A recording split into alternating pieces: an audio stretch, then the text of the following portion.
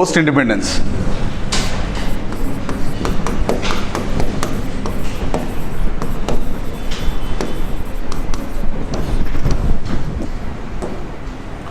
Post independence.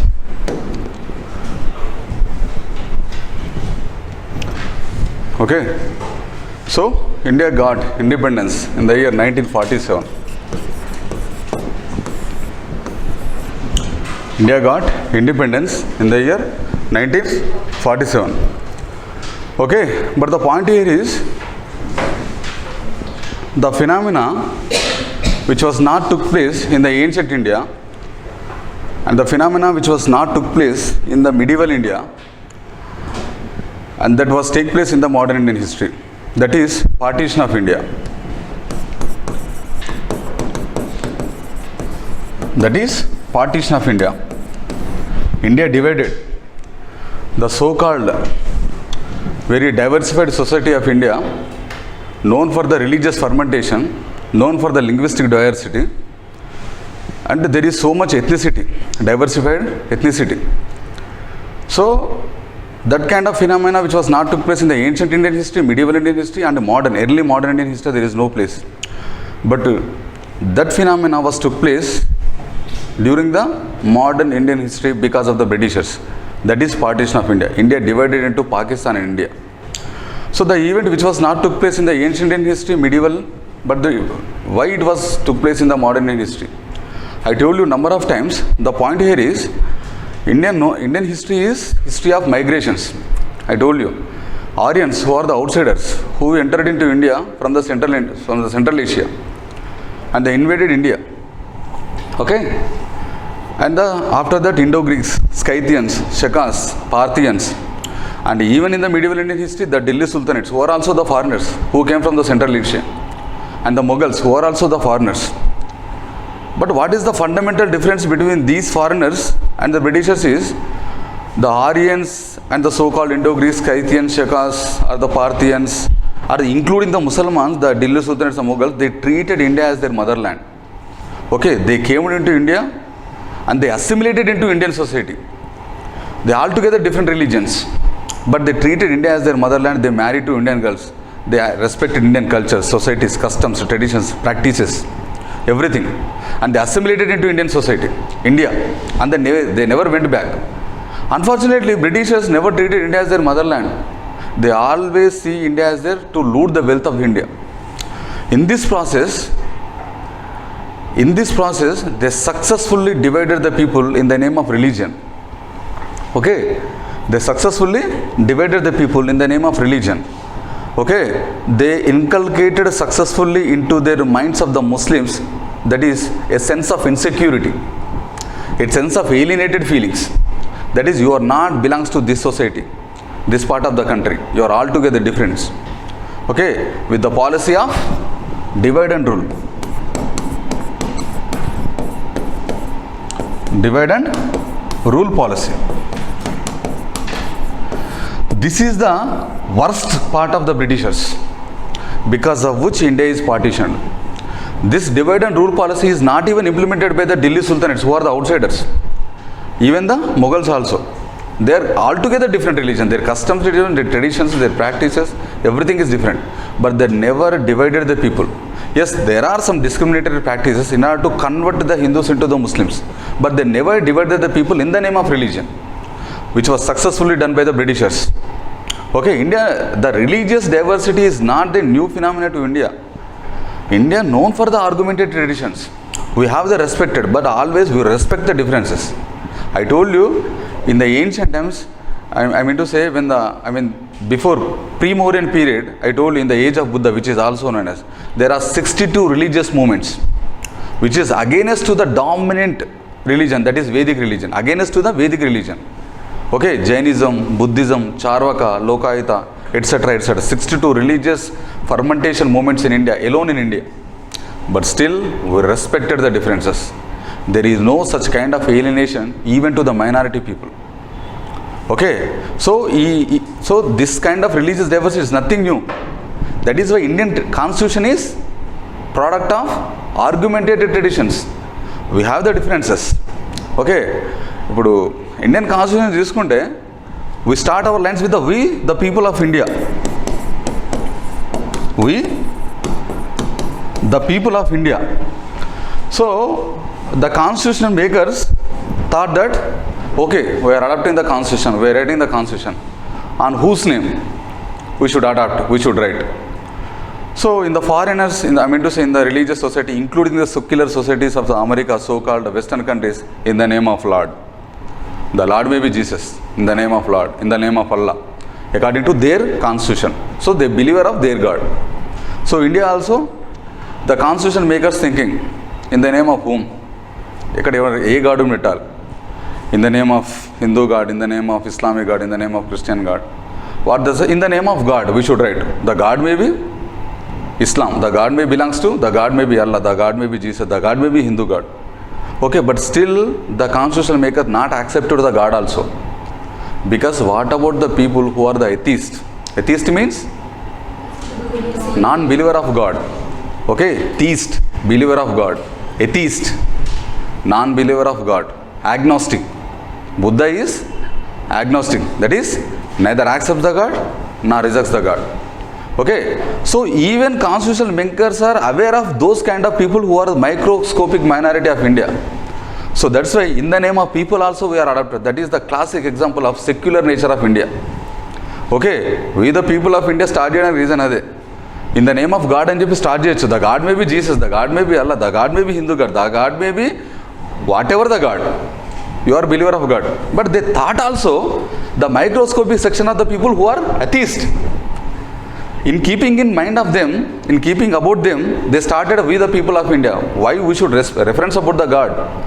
Let's write ourselves, declare ourselves, adopt ourselves. That is the secular character of India. So India known for the secularism, but unfortunately with the policies of the British, that is divide and rule policy, India is divided into Pakistan and India. Okay, the Britishers are successfully divided India into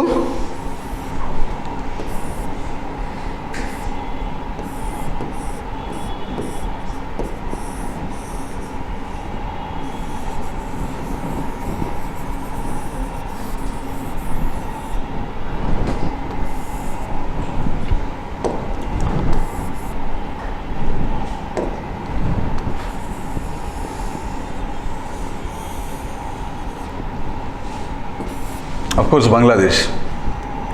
Okay, this is present India, this is Pakistan, this is East Pakistan. East Pakistan, 1947 Pakistan is divided into West Pakistan and East Pakistan. And after 1971, in the year 1971, East Pakistan is eventually formed into Bangladesh. This is actually phenomena. Okay, India is divided in the year 1947. That is partitioned.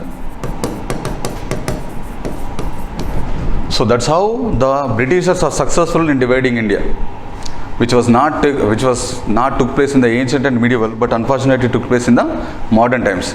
But the point here is the partition of India is only, I am talking about mentioning about partition of India. Okay, it doesn't mean that, I mean to say it only restricted to the Pakistan and India. You may think that it is also for the Burma, that is Myanmar. Don't think that. Because the Burma and Myanmar, yes, it is also part of British India, which was separated in 1935 Government of India Act. Okay, yes, Burma, Myanmar, which is so-called, the ancient name of Myanmar is Burma. This Burma is also part of British India, which was ruled along with India. But in the year 1935 Government of India Act, the Burma was separated from British India, which was implemented in the year 1937. So in the year 1937, Myanmar got divided. The present called Myanmar is divided in the year 1937 itself. So my point here is the partition of India, which I am discussing now, is only restricted to Pakistan, only Pakistan and India, not restricted to, not confined to the Burma, the present name of Myanmar. In the Government of India Act of 1935, the Burma is separated, which was implemented in the year 1937. It is also not confined to sea alone. That is Sri Lanka. Yes, Sri Lanka is also part of British India up to 1796. Up to 1796, Sri Lanka, that is the present name of Sri Lanka, which is also part of British India. In 1796, the East India Company separated its affairs with the British India. That is, Sri Lanka is divided from British India. I am able to reach you, right? Okay. So the point here is the partition of India, which I am discussing now, is only confined to India and Pakistan only, not confined to the Burma, which is already separated in the year 1937 with the Government of India Act 1935. Is this clear? Next, of course, you may get the point. Sri Lanka. Sri Lanka is also ruled by the Britishers only. It is also part of British India up to 1796, when India is ruled by the East Indian Company. Okay, in 1796, East India Company separated its affairs from the Sri Lanka. So Sri Lanka is separated from the British India. So the partition of India, which I am discussing now, is only restricted to this part, Sri Lanka and India. Okay, is this clear? Okay, so India is partitioned. But the point here is, the partition is so much, very unfortunate thing. Why I use the word unfortunate thing is, there is large people of exodus was took place. Exodus means migration, the mass migration of people. You won't believe, yes, India is divided, but the procedure they adopted by the Britishers is so hasty, very early, very fast. In this process, almost, in this process,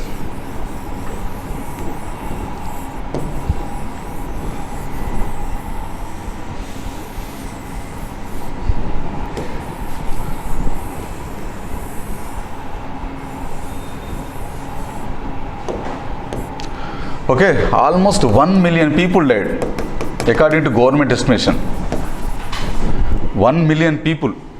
Okay, when India separated during the 1947, because of the migrations, because of the communal division, India and Pakistan division is strictly based upon the only religion, communal lines. Pakistan for the Muslims, India is for the other religions, including Muslims also. Pakistan divided only for the Muslims only. On the name of religion of Muslim only, Pakistan divided. Okay, in this communal clashes, 1 million people are died. 1 million, Telugulo చెప్పుకుంటే 10 లక్షలు. 1 million people died. Almost 8 million people, 8 million refugees.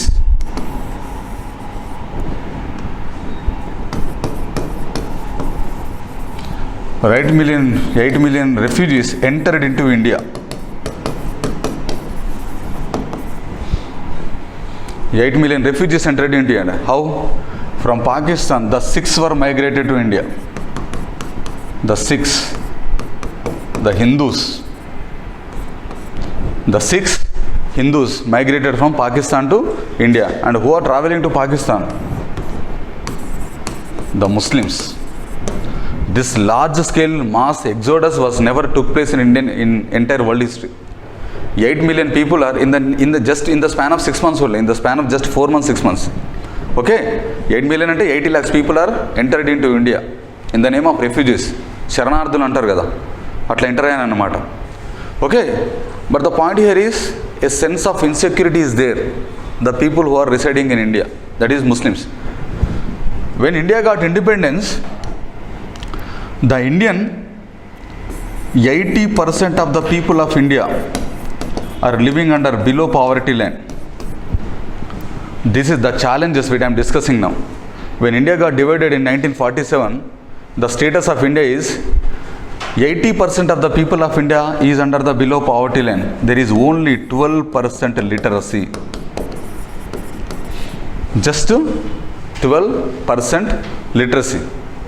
How much population is there of Muslims? 12% Muslim population is there.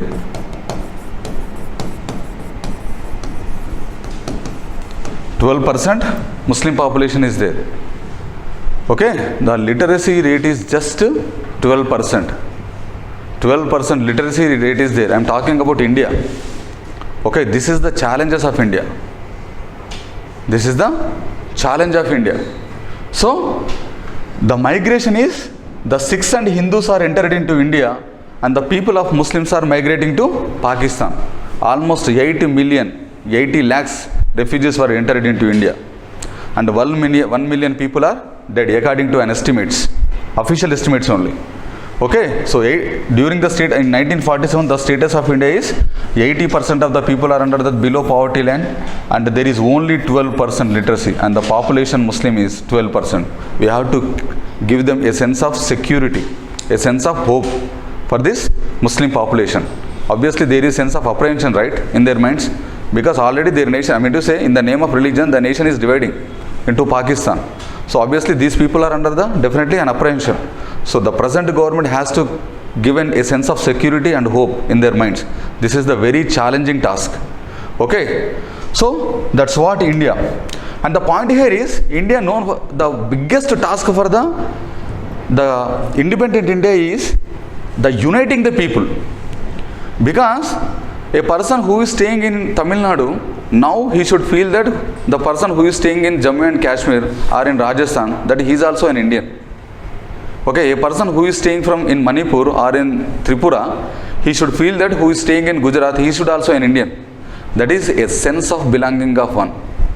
Otherwise, the unity of India will not be prevailed. It is not successful. Already India is divided. For example, if there is no sense of among one, I mean to say a sense of unity, definitely it is going to disintegrate into number of countries. Because India is known for the linguistic diversity, religious diversity, ethnic diversity, geographical diversity. Everything is different.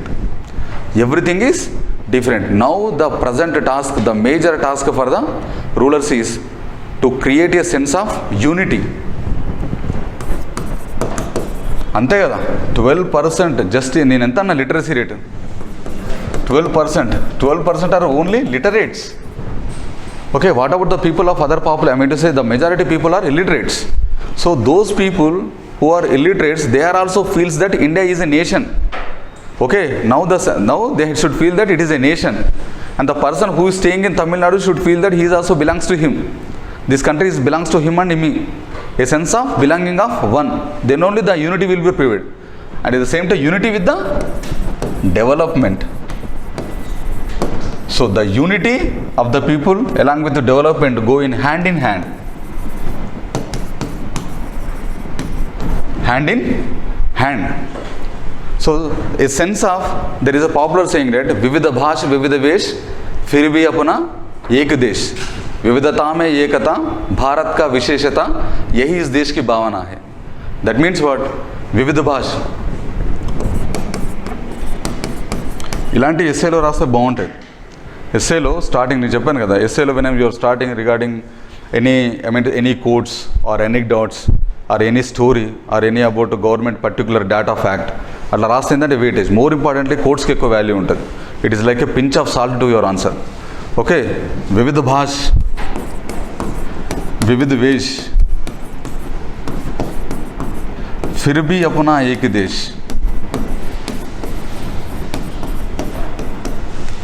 फिर भी अपना एक देश.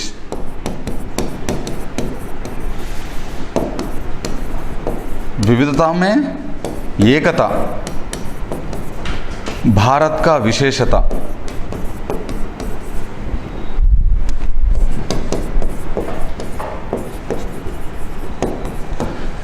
Okay, यही इस देश की भावना है.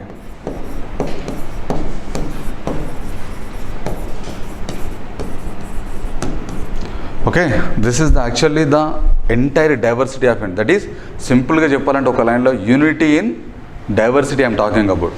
Simply I'm talking about unity and diversity. That is వివిధ భాష, that is different languages. India known for the 1600 languages. A country known for the 1600 languages almost. Vividha Bhash, Vividha Vesh. That is every community, every region, every corner of country has their own distinct style of dressing. According to their ethnicity, their dressing style is different. That is Vividha Bhash, different languages. Vividha Vesh, that is different dressing styles. Fir bhi apna ek desh, still where it is belongs to one nation. Fir bhi apna ek desh, it is belongs to one nation. विविधता में एकता, that is even though different, that is unity and diversity. विविधता में एकता भारत का विशेषता. This is the exceptional, unusual, uniquely exceptional character of India. Okay, यही इस देश की भावना है. That is, this feeling should be carry forward. This feeling should be carry forward to the future generations. That is the future of India. So this should be going hand in hand. Unity and development. Unity of people and unity of the people and development of the country. This should go in hand in hand. This is the ultimate. Okay, that's how. Okay, so these are the major challenges of the new rulers of India. But the most important challenge is India then, okay, Pakistan got independence in 14th August 1947 and India got in 15th August 1947. Okay, first to Pakistan ke, tarvata India ke. Now the target is from 1947 to 2047. The target is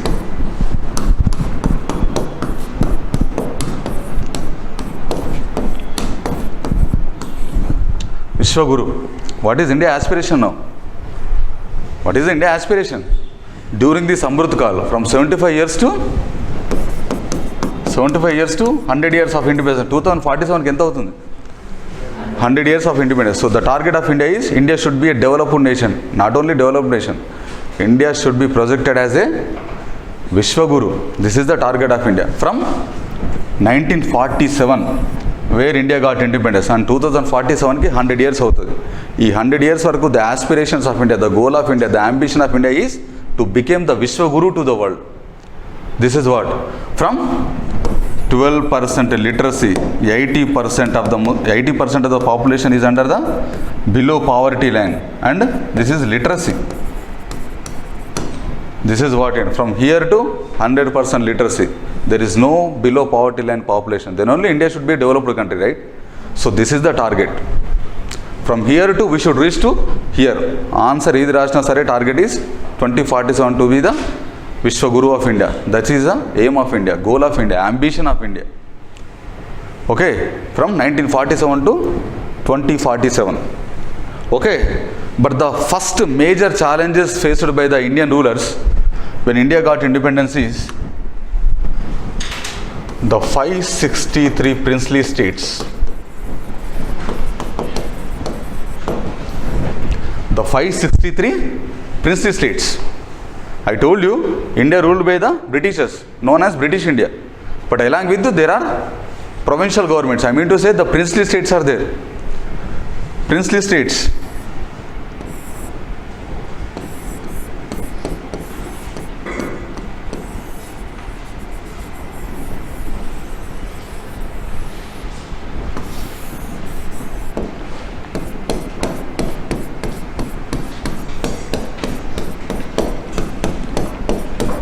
How many? 563 princely states are there. There are, when India got, I mean to say, in 1947, about to give declaration of independence, there are 563 princely states. What is the Attlee Declaration? Attlee given the declaration.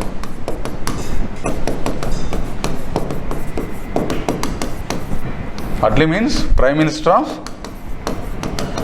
Britain. Attlee is the Prime Minister of Britain. What Attlee given the declaration that this 563 princely states independence should be given to them only, neither to Pakistan nor to India. Why? Because the 563 princely states formed the Chamber of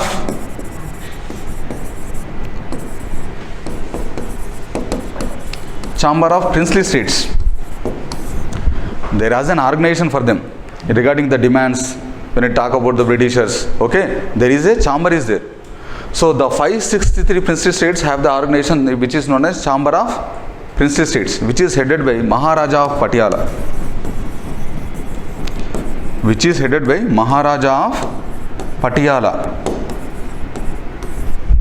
Maharaja Patiala is the head of this Chamber of Princely States. The 563 princely states headed by the Maharaja of Patiala. I told you, so when there is princely states are ruling, everything is under them control, except to defense and external affairs.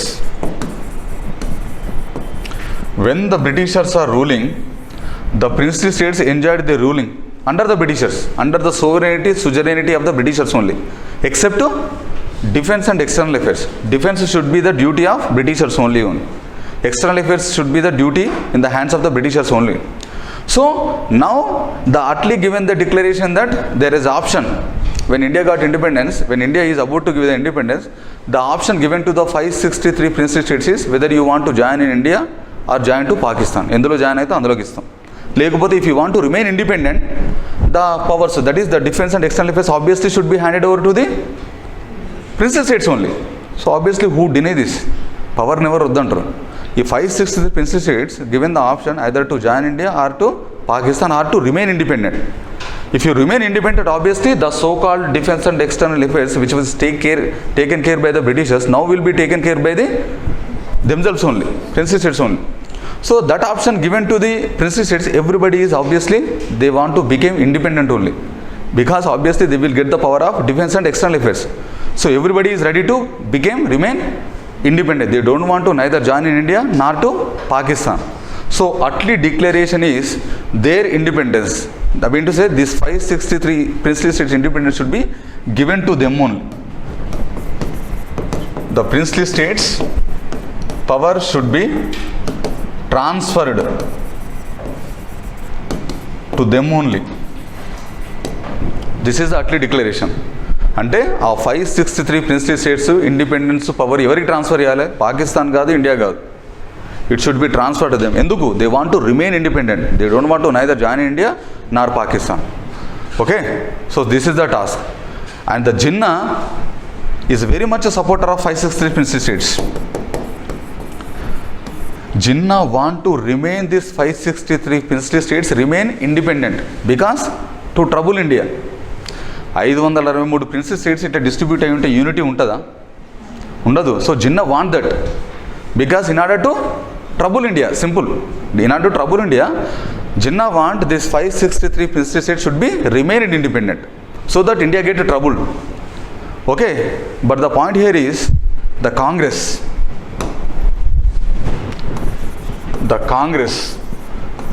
outrightly put the proposal that the 563 princely states independence should be ruled out.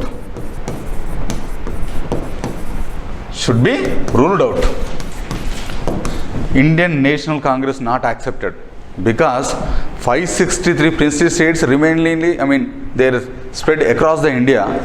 How the unity will be prevailed? Keeping in mind the Britishers, given the task, no, that 563 princely states independence should be ruled out. There is no such kind of independence to them because it is not fruitless. If you are giving them fruit, giving 100%. 563 princely states independence ఇచ్చి మళ్ళీ India ఇచ్చి పాకిస్తాన్ ఇచ్చి it is nothing but the balkanisation, cutting of watermelon into different parts of the nations. Okay, so this is the proposal. Then only we get the independence. This is completely given by the Congress. This is the proposal. Then obviously the June 3rd plan, which is also known as Mountbatten plan, which is also known as Dickey Bird plan, which is also known as Ismay plan. Okay, Mountbatten has constituted a committee in order to divide, partition India. It is for the independence I am talking about. So that plan is known as June 3rd plan, which is also known as Mountbatten plan, because that committee is headed by the Mountbatten, which is also known as Dickey Bird plan, which is also known as Ismay plan, because Ismay is one of the member in that committee. This given the proposal, which the princely states rulers are died with a broken heart. A great news is there. The 563 princely states should be joined either in India or in Pakistan. Mountbatten given the ultimatum to the 563 princely states. That is, the 563 princely states should join either in India or Pakistan. Because Congress giving the proposal, Congress giving the ultimatum to the Mountbatten, Britishers. Then only we take the independence. Okay. So this is the ultimatum given by the Mountbatten for the 563 princely states. In the 27th June, they created Department of State.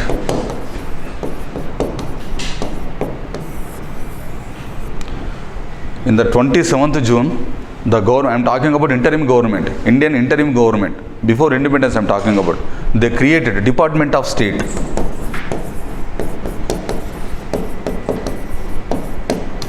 They created Department of State within the Home Ministry. This is not a separate ministry. This is within the Home Ministry.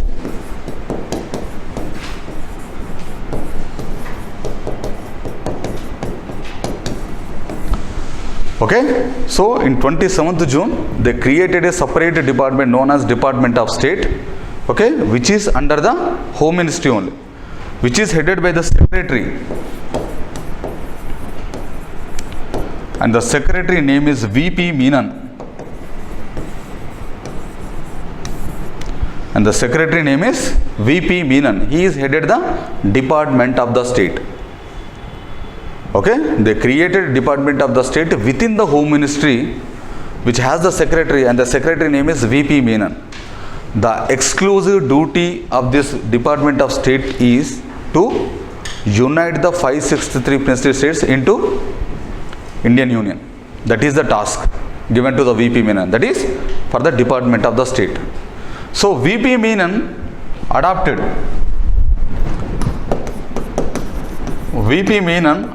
a double-pronged strategy.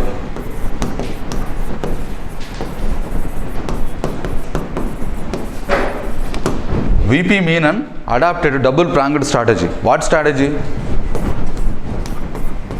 Persuasion. Next, pressure. That is putting pressure on the princely states. Otherwise, persuasion, persuading them either to join India or Pakistan, especially India. Okay. So what? Persuasion. Honors were given. Honors, that means titles, are offered huge pensions. Huge pensions offered to the rulers of princely states.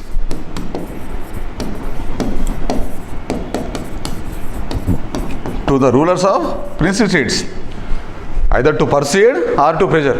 What? Honors ఇచ్చారు, titles ఇస్తామన్నారు. Otherwise huge pensions కూడా ఇస్తామన్నారు. In order to match the princely states into India. Okay.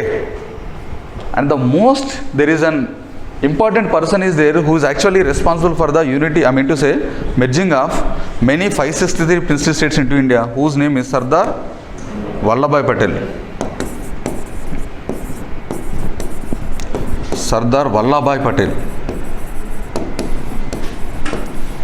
popularly known as Iron Man of India, also known as Bismarck of India.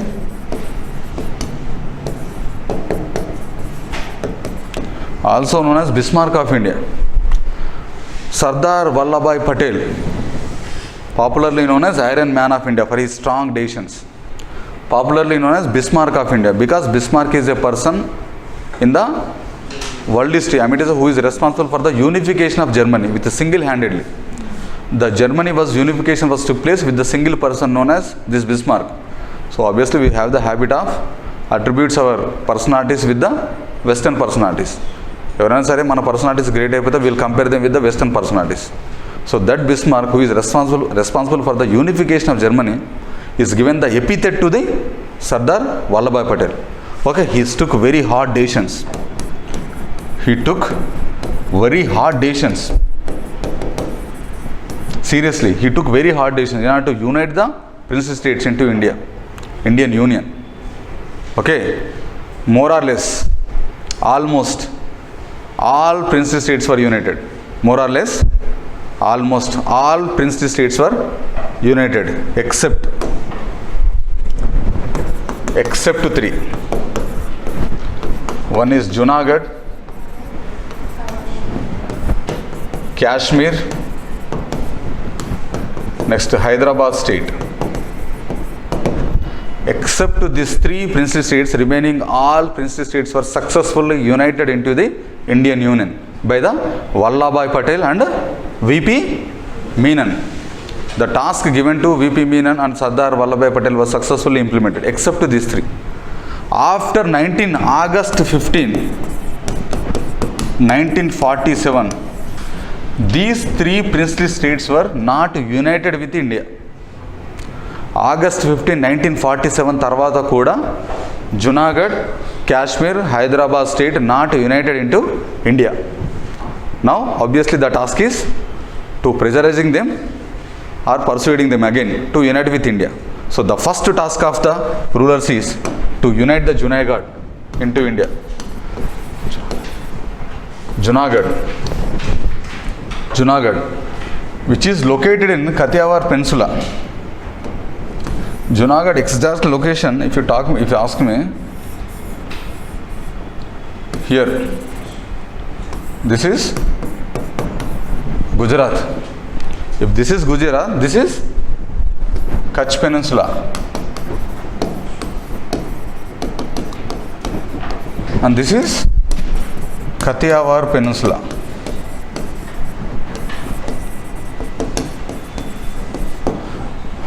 This is Kutch Peninsula, this is Kathiawar Peninsula.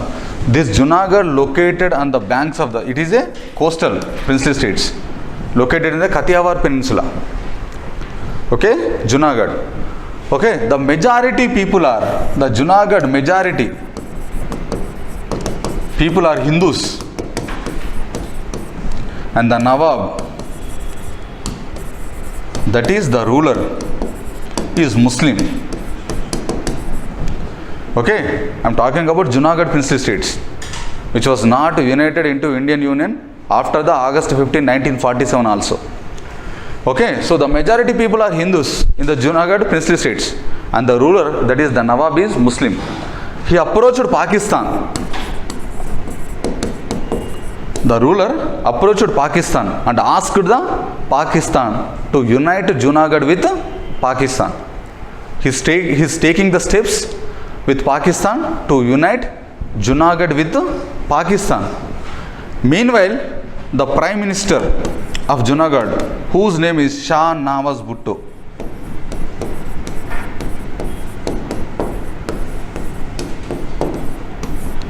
the Prime Minister of Junagadh state, whose name is Shah Nawaz Bhutto, approached India for the Indian help. Approached India. That is, the ruler is taking the steps to unite Junagadh with the Pakistan. Meanwhile, the Prime Minister of Junagadh, Shah Nawaz Bhutto, approached India for the help. Okay, India intervened successfully. India intervened and conducted the plebiscite. Plebiscite means Prajabhipraya Sekarana, that is with the aspirations of the people. Democracy. The plebiscite successfully conducted, and the Junagadh population, the Junagadh people voted for to join Indian Union.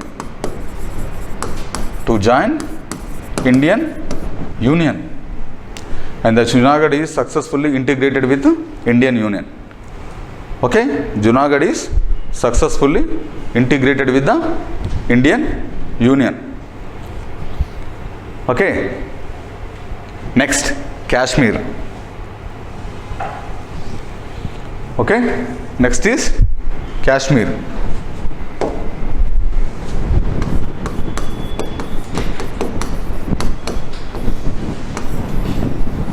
Kashmir. Okay, in the Kashmir, the majority people are Muslims.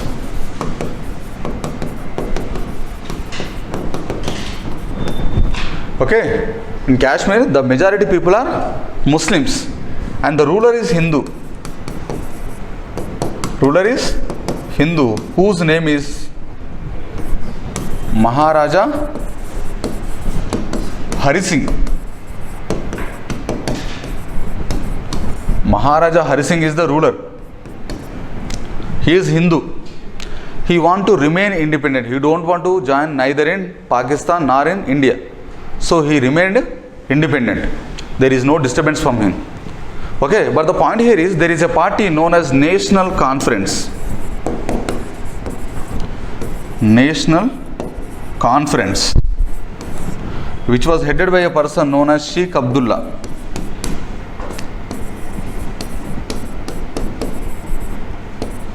Okay, there is a political party in Omar Abdullah unnadu kada, President Omar Abdullah. His grandfather is actually Sheikh Abdullah. Okay, so there is a party known as National Conference, which is headed by the Sheikh Abdullah. This Sheikh Abdullah is mobilizing the people of Kashmir to unite with India. He is taking the step, he is mobilizing the people of Kashmir to unite with India. By knowing this, the Pakistan on 22nd October 1947 intruded into India.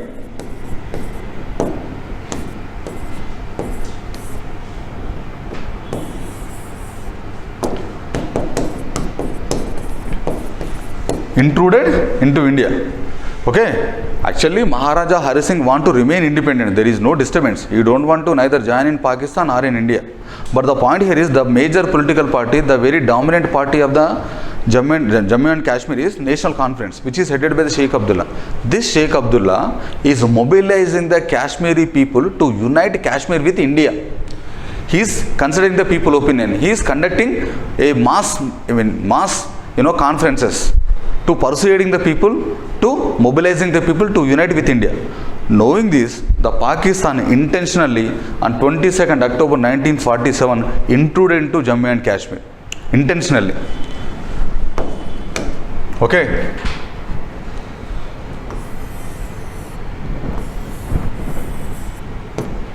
I meant to say, if this is Jammu and Kashmir, they successfully intruded to this area. Okay, in 22nd October 1947. So obviously they want to defend. They came as a tribesman. They came as tribesmen. Simple. In order to give the population a Muslim dominant society, these Pakistani people, actually they are army, but in the name of tribesmen, they infiltrated into Jammu and Kashmir territory. Okay, by knowing this, Maharaja Hari Singh asked the help of Nehru.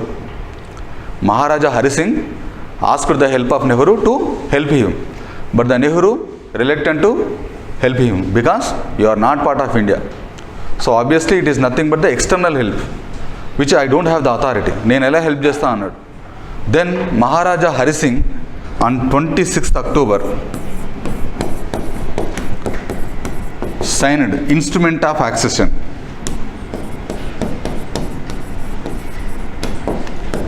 Signed instrument of accession. Maharaja Hari Singh signed instrument of accession with the Indian Union. That is with some autonomous powers.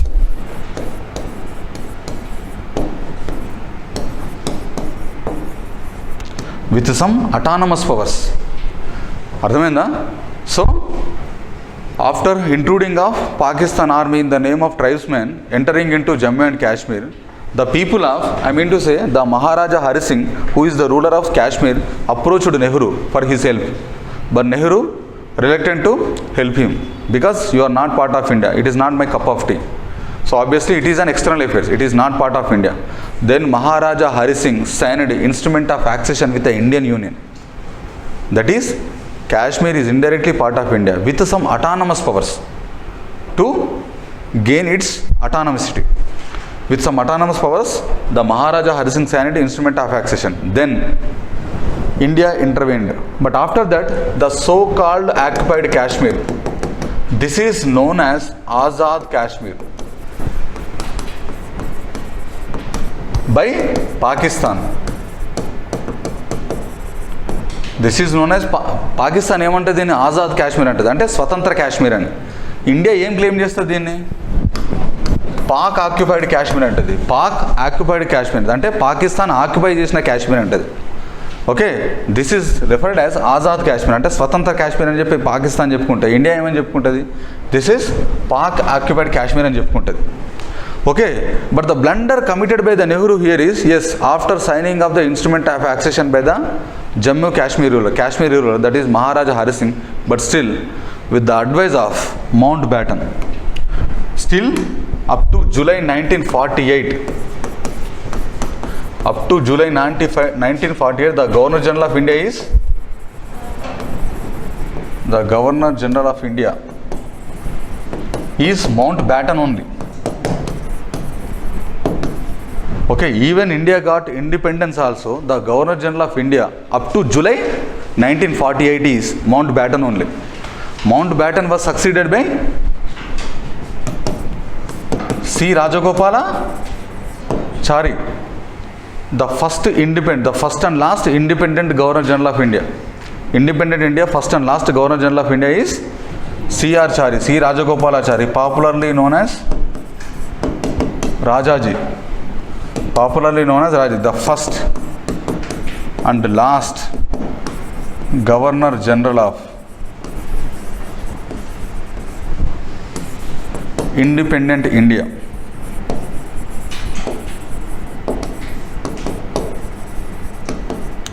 Okay, so up to July 1948 also the Governor General of India is Mountbatten only. He was succeeded by the C.R. Chari, popularly known as Rajaji. C. Rajagopalachari, popularly known as Rajaji.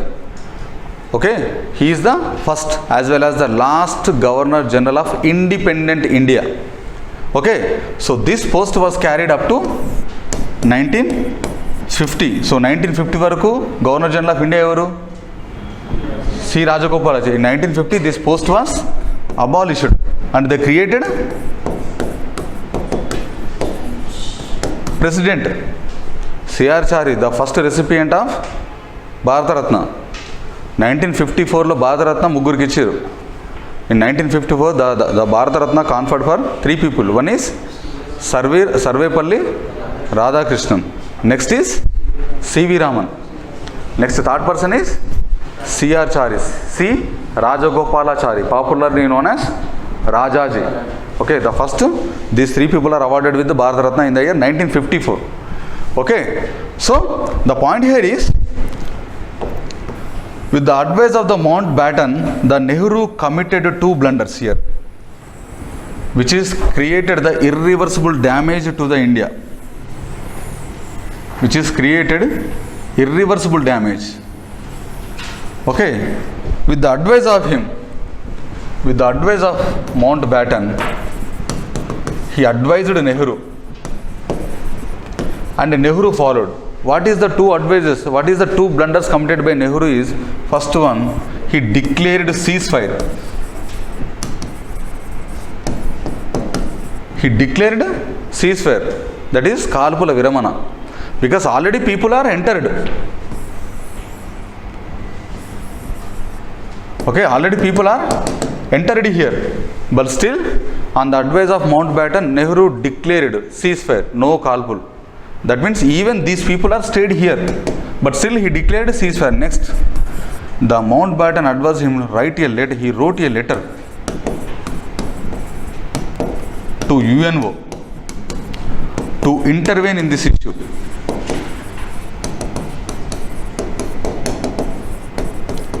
Okay, he wrote a letter to the United Nations organization to intervene in this issue. So indirectly the issue was internationalized. Okay, now the issue is in the court of international organization. It should be resolved by the UNO only. This is the blunders committed by the Nehru. Okay, which created the irreversible damage to the Indian Union. Okay, the point here is with the advice of Mountbatten. Okay, but the point here is, then what is the solution? Nehru himself is asked. Nehru asked the UNO how the Jammu and Kashmir issue will be resolved through the plebiscite. Through the plebiscite, Prajabhipraya Sekarana. With the aspirations of the people only, the fate of the Kashmir should be decided. Let them decide their fate, whether they want to join with India or with the Pakistan. The plebiscite should be conducted. But what is the proposal is of Nehru is, the who are the migrated. Still up to this also, there is so much migrations from the Pakistan. There is so much infiltrations of the citizens of Pakistan into this Pak-occupied Kashmir. Many people were migrated to here. Now the population is imbalanced. If you conduct in the plebiscite, obviously these people will also get vote. Obviously these people will get vote for the Pakistan. But Azad Kashmir వరకు ఏమైపోయింది, Pakistan people infiltrate అయిపోయారు. అప్పటి వరకు కూడా ఏంటంటే infiltration జరుగుతూ ఉంది. ఎందుకంటే యువర్ సీజ్ ఫైర్ గివెన్, కాల్పుల విరామం ఇచ్చేసాం కాబట్టి చాలామంది ఇందులోకి మైగ్రేట్ అయిపోయారు. Now you are asking the UNO for the conduction of plebiscite conduct చేయనమాట, ప్రజాభిప్రాయ సేకరణ with giving the with the giving the suggestion. I mean to say, the rule is this: who are the migrated people who are infiltrated into this Pak-occupied Kashmir, these people should be sent back. And who are the original Kashmiri people, they only should participate in the plebiscite. So obviously, which is not going to happen. This is the blunders committed by the Nehru.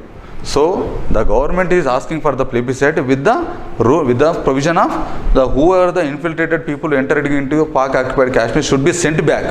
Then only the plebiscite should be conducted. But still, issue was not resolved. It is a bone of contention. The Kashmir issue is literally a bone of contention between the Pakistan and India. So this is the reason. So this occupied Kashmir, this is called by India as a Pak-occupied Kashmir. This is called by Pakistan as a Azad Kashmir, Swatantra Kashmir. Okay, eventually in the constitution, the Article 370 was inserted. Article 370 inserted with some autonomous powers.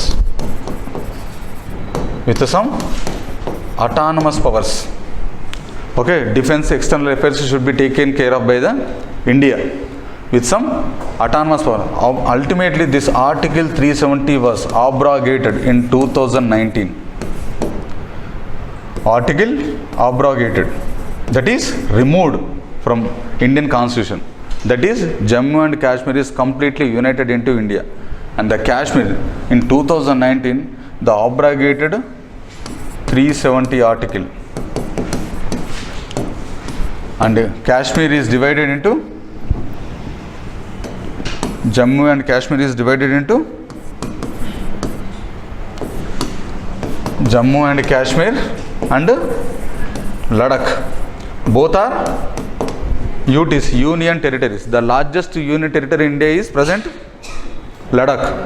Okay, in 2019 with the August, this is popularly known as what? August 5 Declaration.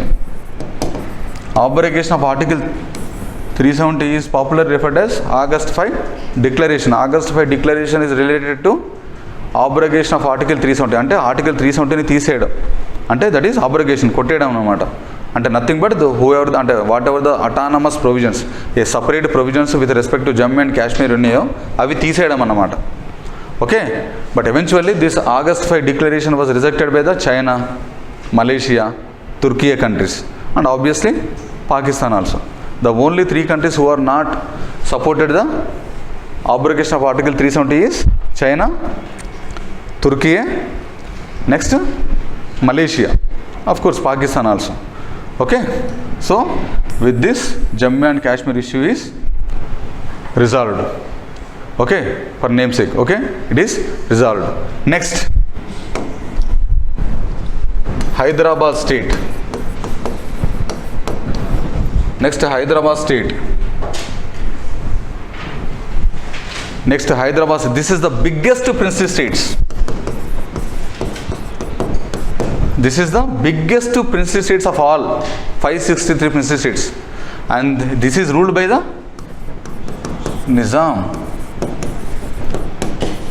Nizam is the ruler, and he belongs to Muslim, and the majority people of this Hyderabad state are Hindus, and the ruler is Muslim. Okay, this is the biggest, and he is the richest. He is the richest. He is one of the richest man in the world during those times. In 1947 I'm talking about. He is one of the richest person in the world during 1947. Hyderabad state has its own radio, its own railway, its own currency, its own aviation. ఓకేనా, ఏదైనా సరే నిజాంకు సపరేట్గా ఉండే, even transportation కూడా డిఫరెంటే, currency is different. Hali Sikka, Hyderabad state currency is very much forward to the Indian currency. అందుకే మీరు ఎప్పుడైనా విజయవాడకి ట్రావెల్ చేస్తూ ఉంటే మధిరాని జంక్షన్ వస్తుంది టువర్డ్స్ హైదరాబాద్ టు, అంటే సికింద్రాబాద్ నుంచి, హైదరాబాద్ నుంచి విజయవాడ వెళ్తుంటే ఖమ్మం దగ్గర మధిరాని ఒక స్టేషన్ వస్తుంది. ఆ మధిరా రైల్వే స్టేషన్కి రైట్ సైడ్ ఒక చిన్న, అంటే ఇప్పుడు పాడుపడ్డది అనుకోండి, ఓకే, ఒక చిన్న ఉంటుంది, అక్కడ రాసి ఉంటుంది క్లియర్గా, వేర్ అంటే ఆంధ్ర పీపుల్ హైదరాబాద్ స్టేట్కి ఎంటర్ అయ్యేటప్పుడు ఏంటంటే కరెన్సీ ఎక్స్చేంజ్ చేసుకోవడానికి. అది హైదరాబాద్ స్టేట్ నుంచి, అంటే అంటే ఆంధ్ర నుంచి హైదరాబాద్కి వస్తూ ఉంటే అక్కడ వాళ్ళు ఏం చేయాలి, వాళ్ళ కరెన్సీ డిఫరెంట్ కదా, నిజాం కరెన్సీ డిఫరెంట్. అక్కడ ఏం చేయాలంటే వాళ్ళ కరెన్సీని ఎక్స్చేంజ్ చేసుకొని ఎంటర్ అవ్వాలి. Okay, so Hyderabad state, the Nizam has its own currency which is very forwarded. Okay, very I mean to సే ఎక్కువ వాల్యూ ఉంది. Hyderabad state has their own currency, own independent radio, Deccan radio, own railway line, everything, own aviation also, Begumpet airport, exclusive for the Nizam. That is the richest of Hyderabad state.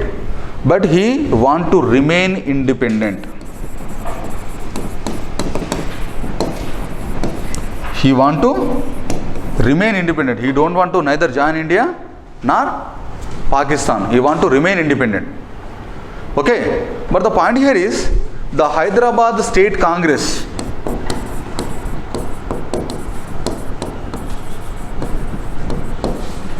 which was created in 1938. Okay, Hyderabad State Congress, which was founded in 1938 by Swami Ramananda Tirtha.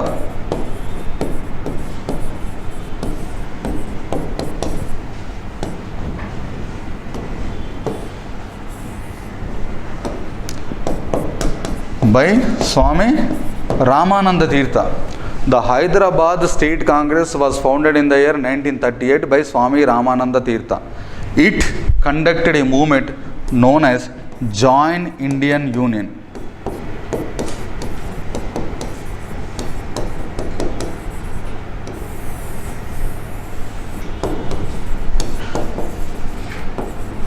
Okay, the Hyderabad State Congress mobilizing the people of Hyderabad state with the Join Indian Union movement, which is nothing but to pressurize the Nizam in order to merging into India. Okay, Join Indian Union movement by the Hyderabad State Congress, which was founded in the year 1938 by the Swami Ramananda Tirtha. Eventually, with the pressure of Congress, with this Join Indian Union movement, the Nizam signed standstill agreement.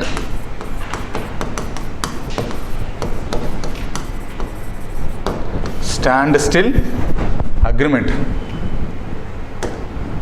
Standstill agreement with the Nizam, with Indian Union, that is Indian government.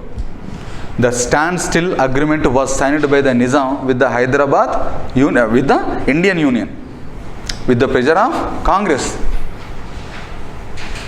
with the pressure of Congress, which was signed in the 29th November 1947, which was signed in 29th November 1947. It has some provisions. Okay, the standstill means standstill అంటే ఎలా ఉందో అలాగే ఉండాలి. Though standstill agreement. What are the provisions? First one, the first provision is the defence and external affairs should be taken care by the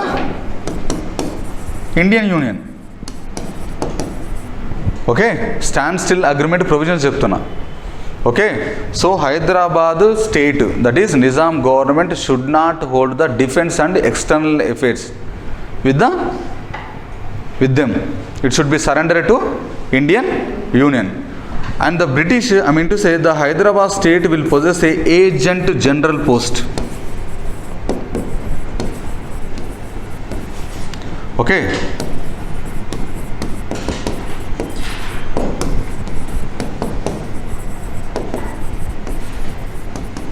Okay. So obviously one of the provisions of subsidiary alliance is there is a post of representative. What is it? There is a post resident అని చెప్పాను కదా subsidiary అలయన్స్లో one of the provisions is a resident post is created by which the British will appoint a person who will take care of everything when it comes to the issues and all. So in the same way the British, I mean to say the Indian government created a post known as Agent General. So Agent General duty is to communicate each and everything with the issues of Hyderabad state with the Indian government. So that's how this post is created. It is almost related to the resident post of Britishers and the subsidiary alliance one of the provisions undi kada, just like that. Okay, next thing. So next thing, third thing is it should be preserved. This thing should be carried up to 29th November 1948. The standstill agreement should be అంటే ఎలా ఉందో అలా 29th November 1948 వరకు కూడా అలాగే carry చేయాలి.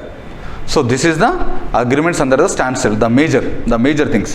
Okay, defence and external affairs should be surrendered to the Indian government and a post is created known as the Agent General, which is nothing but the appointee by the Indian government who will take care of by the internal affairs. Each and everything will be communicated to the Indian Union of Hyderabad state. Okay, next thing is this should be carried from 29th November 1947 నుంచి ఈ 1 year వరకు ఇలాగే ఉండాలి. But before this only the Hyderabad state was merged with India. Merged with India. Before 29th November 1948, the Hyderabad state merged with Indian Union because the Nizam of Hyderabad state violated the standstill agreement. Okay, the Hyderabad state ruler Nizam violated the standstill agreement. Okay, so how he violated? Okay, how he violated? The first one is the Agent General, that is the appointee is K.M. Munshi. The Agent General, that is the appointee of Indian government, whose name is K.M. Munshi. He never respected K.M. Munshi, who is nothing but the appointee of the Indian government official. He never respected. He never respected, always humiliated. The due respect which is should given to the K.M. Munshi, who is the Agent General of India, he never respected. He is always humiliated. It is nothing but you are humiliating the Indian government. It is who is our Agent General is nothing but the official appointee of the Indian government. You are frequently humiliating him. You are frequently disrespecting him. It is nothing but you are not respecting the agreement. And next thing is the PM of Hyderabad state, whose name is Layak Ali. Layak Ali has secret relations with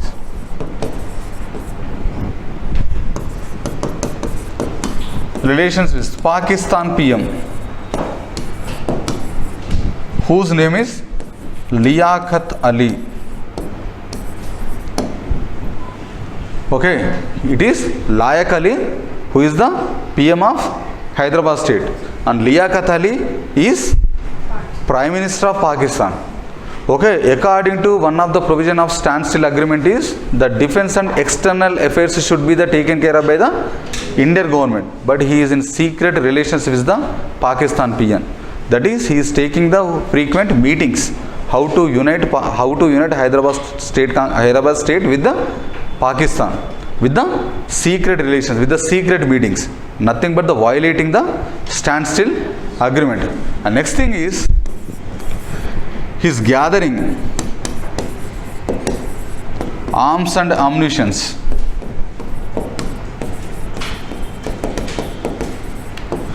He is preparing, Nizam silently preparing by gathering arms and ammunitions, okay, to fight against India. to fight against India. Okay na? So obviously standstill agreement means non-weaponization also. But he is secretly gathering arms and ammunition to fight against India. His commander-chief, Nizam, commander-in-chief, whose name is El Edrus,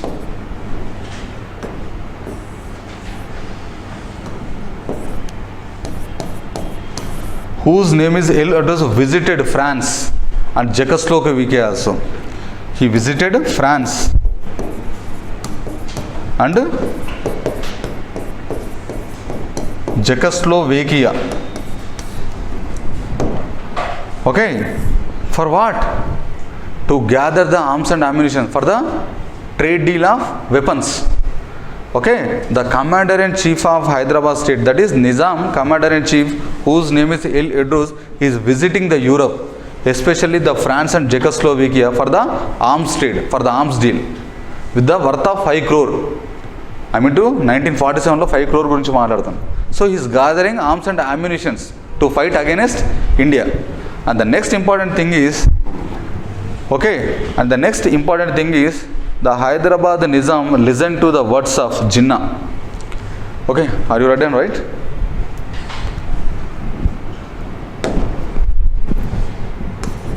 Okay, next fourth one is Nizam listened to the words of Jinnah. Okay, Nizam is frequently touch with Jinnah. Pakistan is continuing his relations, violating the standstill agreement. So Jinnah advised him, that is, he wrote a letter to UNO and sent a delegation order. Sent delegation.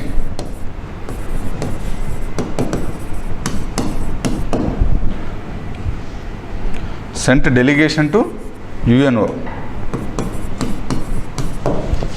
Okay. Nizam listened to the words of Jinnah. Jinnah advised Nizam to write a letter to the UNO, United Nations Organizations, and asked him to send the delegation also. What? The India want to annex Hyderabad state. India trying to annex Hyderabad state. For this, he is frequently writing the letters to the United Nations organizations and also frequently sending the delegations to the United Nations organizations with the advice of Jinnah. But Sardar Vallabhbhai Patel not tolerated. He is actually waiting for the chance. He indirectly declared Operation Polo without consulting him. He not tolerated by knowing already these are all happening. He is waiting for the chance. But ultimately, and of course, next most important, fifth is also the Razakars. The Razakars are nothing but the police force of Nizam. In the name of police force, in the name of law and order, they are creating atrocious activities. They are creating so much atrocities in Telangana society. Okay, the Razakars, who are the police force of Nizam, they are creating the atrocities in the society of Nizam. So by knowing all these things, the Sardar Vallabhbhai Patel, the Home Minister of Independent India, okay, deployed Indian Army known as Operation Polo. Why it is named as Polo? Because it is a police action. Of course, he deployed army, but it is named not as army. Why? How? I mean to say, when you deploy army, when you will deploy army, when it is an external issue, when it is external issue, then only you will deploy army. But the Hyderabad state issue is an internal issue. So how can you deploy army? So intelligently, he used the word Polo. Polo means police action, which is also known as Operation Caterpillar.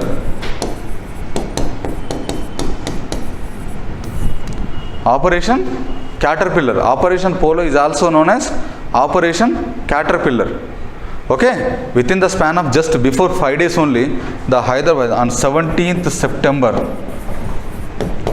1948, the Hyderabad state merged with the Indian Union with the Operation Polo.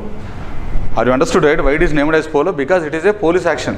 I mean to say, it is not a deployment of the army, because army will only be deployed when it is an external issue. But Hyderabad state is an internal issue. How can you deploy army? So the reason is, that is the reason why he named it as Operation Polo. So in the year 17th September 1948, the Hyderabad state merged with the Indian Union. Hyderabad state merged with the Indian Union, and the Nizam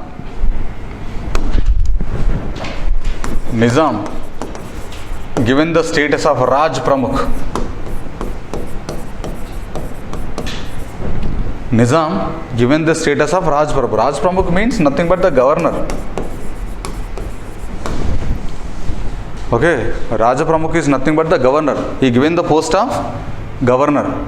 Okay, he carried in this post up to 1956. Okay, Nizam Hyderabad state governor ga 1956 వరకు continue అయ్యాడు. In 1956 Nizam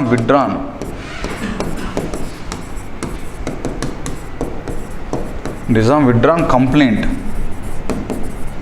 in United Nation organization ఏదైతే complaint చేసిండో, that was withdrawn in the year 1956. Okay, 1956. That's how the three princely states were integrated with the Indian Union. There is also other issue. Okay, Manipur.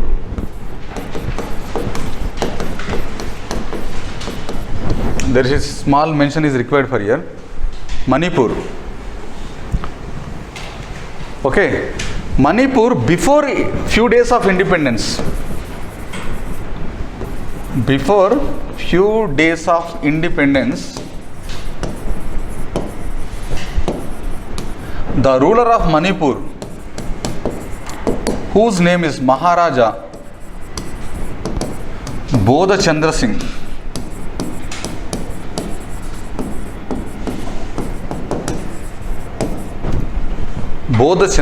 he signed instrument of accession.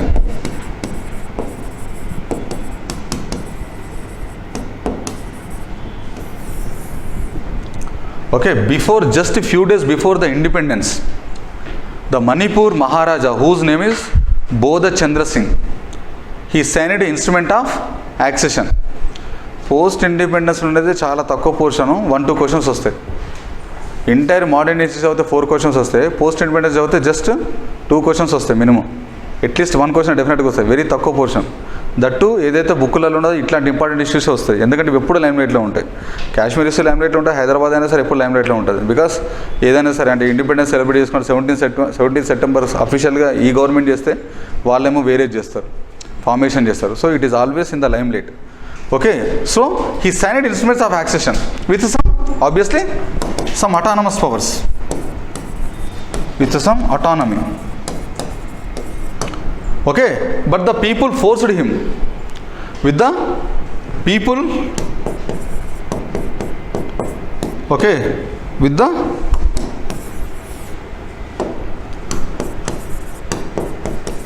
the people pressure, he went for the elections in 1948 June. Okay, with the advice of the people, with the pressure of the people, after signing the instrument of accession. Okay, then in 1948 Manipur went with the election. Manipur gone for the elections. Manipur faced the elections and declared as constitutional monarchy.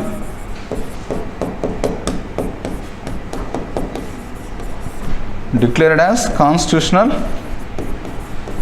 monarchy. With this, the first state in India, Manipur is the first state in India, in independent India.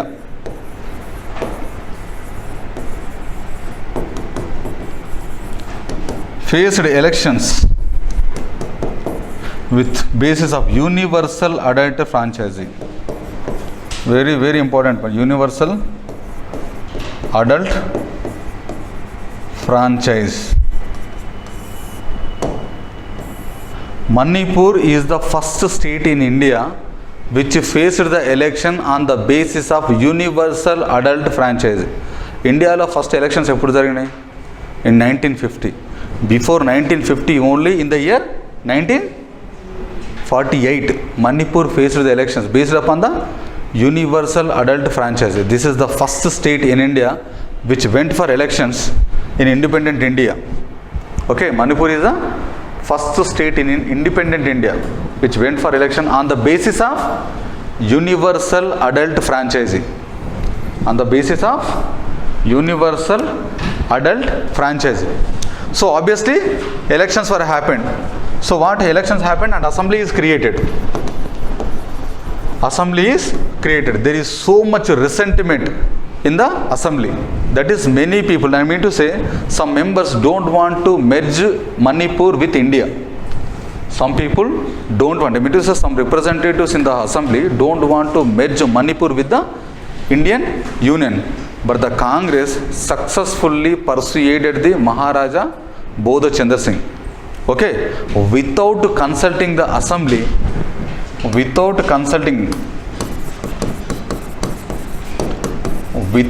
consulting the assembly,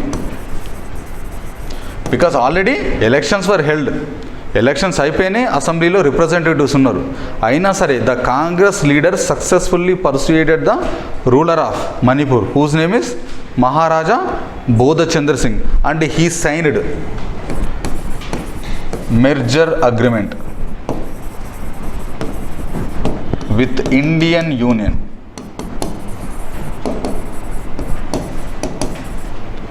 okay, got it, without consulting the assembly.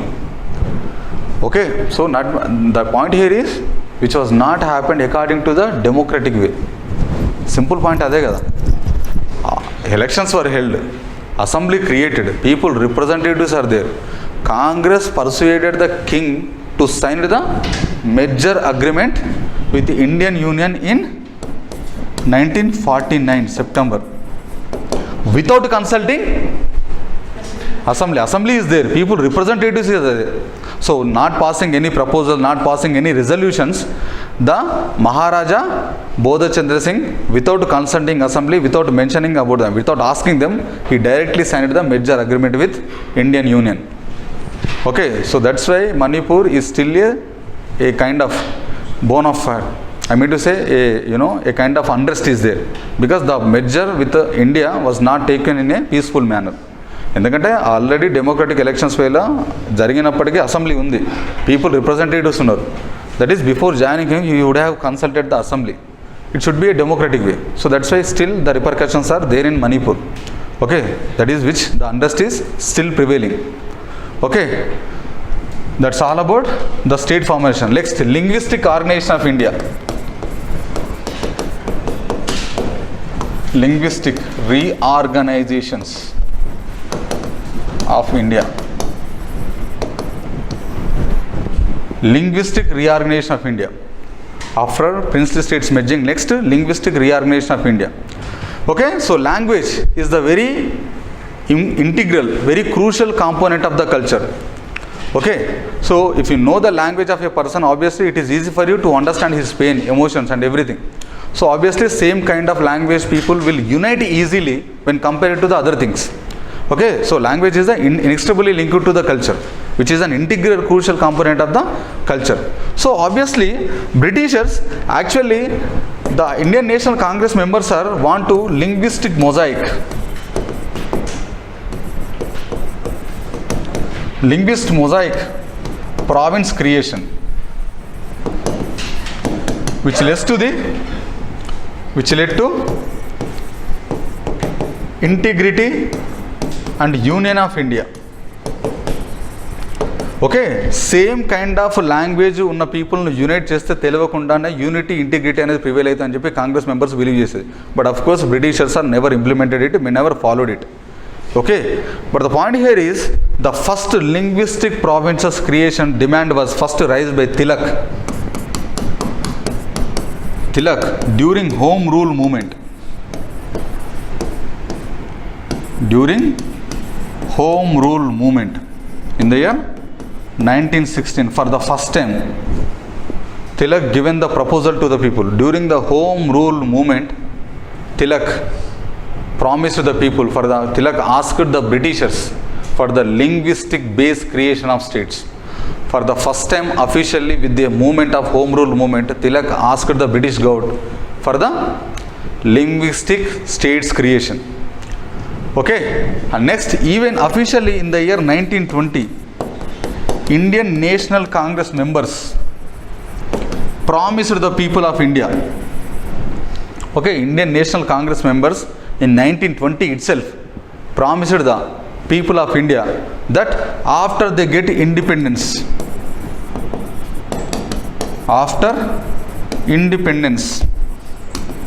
they will create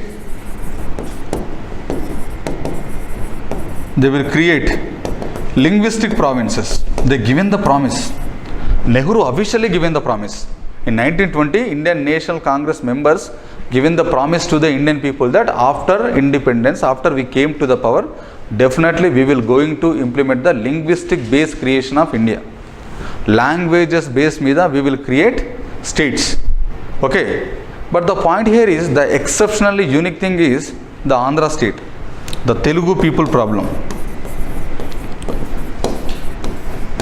The Telugu people demanding separate Andhra state, not from the, I am talking about with this Home Rule movement in 1916, Indian National Congress promise in 1920, all belongs to 28th century. But the demand of Telugu state,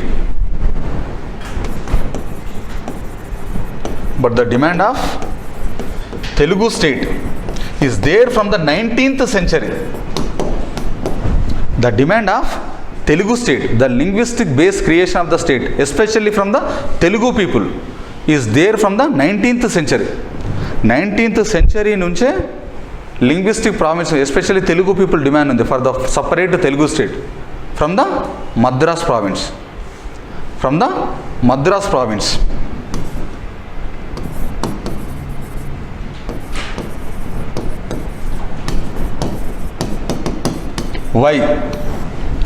Why the first people of, the first people who are asking the linguistic province creation, the Telugu people is, in Madras province, the Telugu people constitute for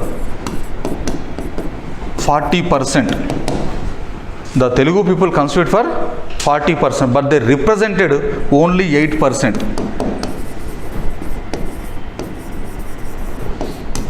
I am talking about Telugu state demand. Why the Telugu state demand is very long lasting? Okay, in Madras province, the Telugu people constitute 40%, but they represented only 8%. There is no Telugu university.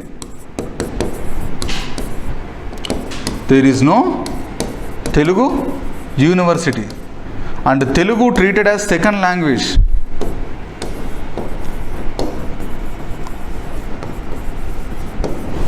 Okay, Telugu treated as second language. So there is discriminatory practices with respect to Telugu people from the Tamil people, Madras province people. Okay, so that's why the reason the first people to demand for the separate Telugu state on the basis of language is this Telugu people. For this they created in 1913 Andhra Mahasabha.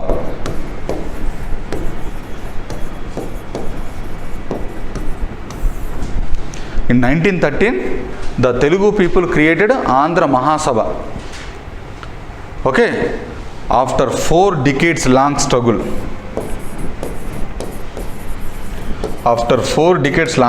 1953, the Andhra state was created. In 1913, they formed Andhra Mahasabha. And after 4 decades, 40 years struggle tarvata, 1953 lo they formed eventually the Telugu state, that is Andhra state created, the first linguistic base formed creation of the state after independent India is Andhra state.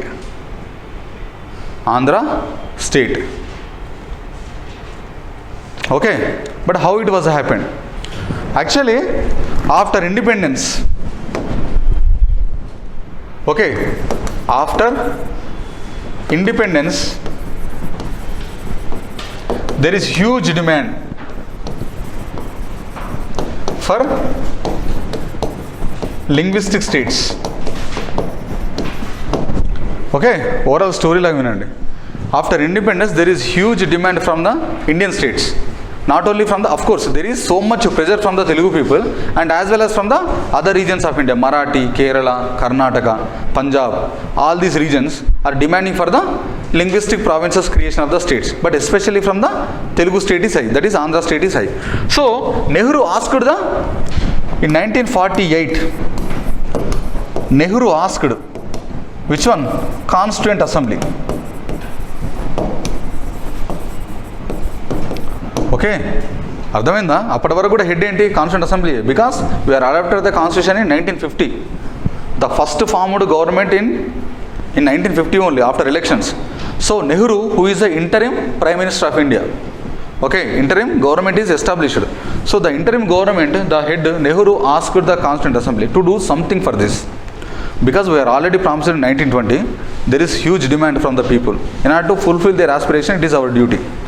Okay, so Nehru asked the Constituent Assembly to do something and Constituent Assembly adopted a committee. In June 1948, they adopted a committee known as S.K. Dar Commission. S.K. Dar Commission. S.K. Dar Commission is appointed by the Constituent Assembly, not by the government. It is Constituent Assembly appointed committee, which is popularly known as, that is technically known as Linguistic Provinces Commission. This is actually the technical name. Okay, Linguistic Provinces Commission, popularly known as S.K. Dar Commission. Okay, Linguistic Provinces Commission, popularly known as S.K. Dar Commission. Okay, so the project 1948, it immediately given a surprising shock to the Nehru. It given a shock to the not only Nehru, for all the Congress members. It said, no, it said outrightly rejected. It outrightly rejected for the linguistic based creation of the states.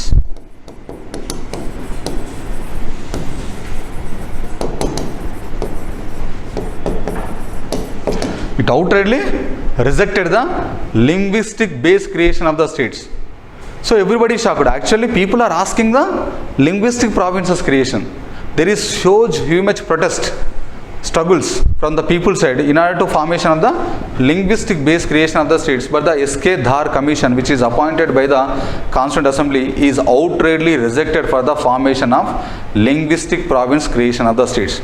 It given actually 4 reasons,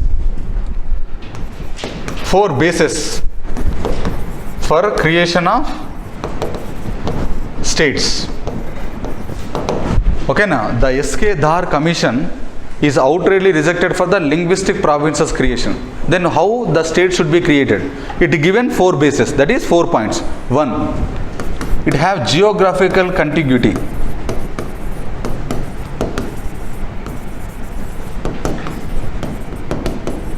అంటే geographical continuity ఉండాలి state create చేయాలంటే. First is geographical contiguity. Next financial self Reliance.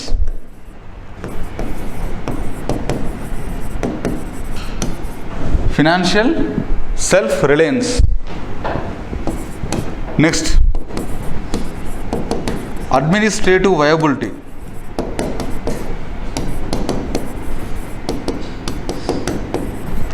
Next, administrative viability. And next, 4th one is obviously potential for the development. Potential for the development. So, it is not even mentioned any language for the creation of the states. Language is not mentioned by the S.K. Dar Commission. Okay, the point here is it mentioned about the geographical continuity undale, financial self-reliance undale, administration viability undale, and more importantly, it should be have the potential for the development. These criteria should be taken for the formation of the state, not the only language. Okay, so SK Dar Commission created for the desirability of, feasibility of linguistic provinces creation, and the SK Dar Commission is outrightly rejected. So with the proposal, I mean to say, with the report of SK Dar Commission, there is huge resentment among the people. There is huge protest, huge resentment. In Congress session, in INC session, Indian National Congress session in Jaipur, Indian National Congress session Jaipur in 1948, with the pressure from the people, they formed JVP committee. They formed JVP committee. JVP committee means, J means Jawaharlal Nehru, V means Vallabhbhai Patel, P means Pattabi Sitaramaya. Okay, Pattabi Sitaramaya. So Nehru, who is himself is the member in this JVP committee. Nehru himself is the member in this JVP committee. And next, Pattabi Sitaramaya, who presided the session. He was the president of the Jaipur session. He was the president of INC. So the 1948 Jaipur session was presided by the Pattabi Sitaramaya. So that's why he is the get the credit of the first INC president after independence. అర్థమవుతుంది కదా, ఈ 1948లో session. So who is the first INC president after independence? Pattabhi Sitaramayya. The first independent India president of INC during the Jaipur session of 1948 is Pattabi Sitaramaya. Pattabi Sitaramaya. But the point here is this JVP committee, which is also created by the himself, Nehru is himself is the member. It is also actually rejected. Is actually rejected for the linguistic based creation. Is actually rejected for the linguistic based creation. So బయటికి అలా చెప్పకుండా ఏమన్నారు, this is the not the right time to create the linguistic provinces creation. So we will postpone the issue. That means it is not the right time. We will definitely going to give, but we will postpone this issue. That's how they diverted the issue. But still there is huge resentment, huge protest, and especially from the Andhra, especially from the Telugu people. Especially from the Telugu people, because first committee rejected the linguistic province creation, and the next committee, JVP committee, where Nehru, who promised for the Telugu provinces creation, he himself given that it is not the right time. He is rejected actually, because obviously simply చెప్పాలంటే ఇప్పుడు language is the integral component of culture. So Nehru Vallabhbhai Patel is under the fear, because India is just now formed. If there is any language based creation, indirectly it eventually formed into a nation. Because already ఒక classic examples ఉన్నాయి. శ్రీలంకలో ఏమైపోయింది, independence జరిగిన తర్వాత వెంటనే after the formation of independence, the Sri Lankan parliament officially declared Sinhalese as the official language. Sinhalese as the official language. They rejected the Tamil language. Because Sri Lanka ఎలా ఉంటుంది, if you take the Sri Lanka, the northern part of, I mean to say Sri Lanka ఇలా ఉందనుకోండి,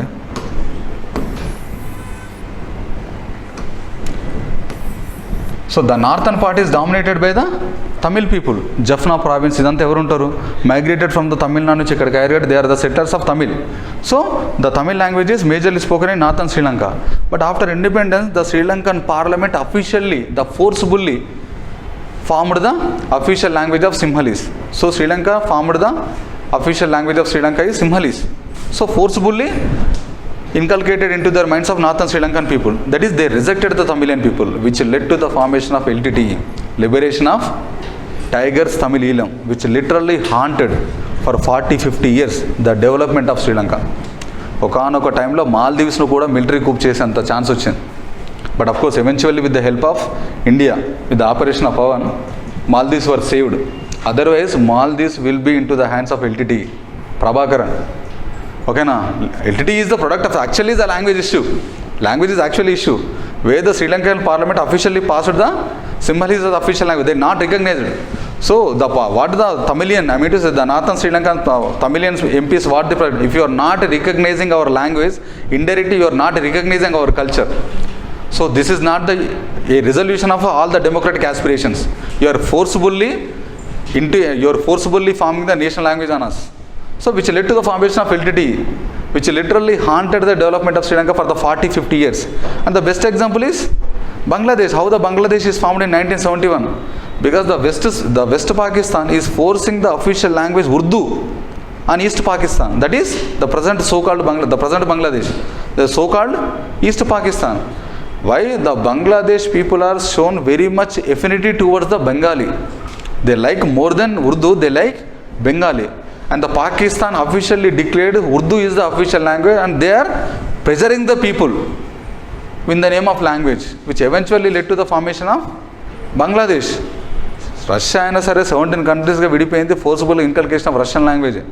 so లాంగ్వేజ్ని చేస్తే అంత joke ఉంటుంది. So Nehru aware of it.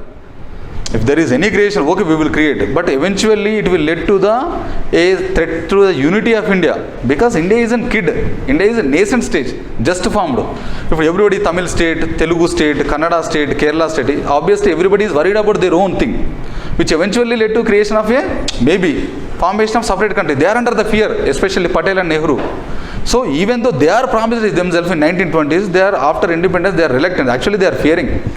If there is provinces creation on the basis of language, indirect ఏమైపోతుంది, ఒక యూనిటీ రాదు. ఇండియా అనే యూనిటీ రాదు కదా, national language. So they are under the fear. So they themselves, even though they formed the committee, they outrightly rejected. But they say to the people in the officially that will postpone the issue. But in 1953 there was a person known as Potti Sriramulu,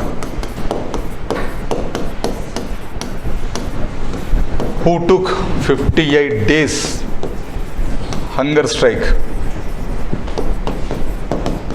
ఇది కొన్ని బుక్కులలో 56 ఉంటుంది, కొన్ని బుక్కులలో 58 days ఉంటుంది. With in the NCERT 3 ఎన్సీఆర్టీస్లో 56 ఉంటుంది, కొన్ని ఎన్సీఆర్టీలో 58 days ఉంటుంది. ఓకేనా? So Potti Sriramulu who took 58 days hunger strike eventually died for the formation of Andhra state. He died. With his death there is so much resentment and violence also. There is violence. After his death, so much resentment and violence. Fearing about this, in 1952 December, Nehru officially announced the Andhra state. Andhra state announced in 1952 December, and Andhra state formed in the year 1953. Andhra state created. Andhra state created from which province? From Madras province. And the Andhra state consisting of the areas of coastal Andhra plus Rayalaseema, with the headquarter, that is the capital is Kurnool, with the capital Kurnool. So the Andhra state is the first formed state in independent India.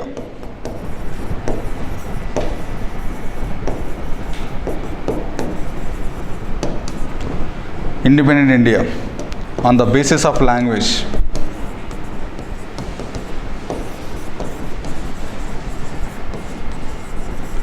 On the basis of language. So the Andhra state, which was announced in 1952 December, which eventually formed in 1953 with the death of Potti Sriramulu for his hunger strike. He was the staunch follower of Gandhi, very much a strong supporter of Gandhi. Okay, so it was created from the Madras province. It was carved out from the Madras province, and it is The Andhra state consisting of coastal Andhra and Rayalaseema with the headquarter Kurnool. This is the first linguistic provinces based created state in independent India. Okay, the Nehru given the pretext. So there is so much, obviously Nehru under the pressure. Why there is so much demand from the Maratha, Kannada, Kerala, other states? Why you only declared Andhra state? Why you only given Andhra state? Because Nehru said that there is reached the consensus. We reached the consensus. So obviously there is so much violence, especially in Maharashtra and Gujarat, for the state creation. Eventually, in 1953,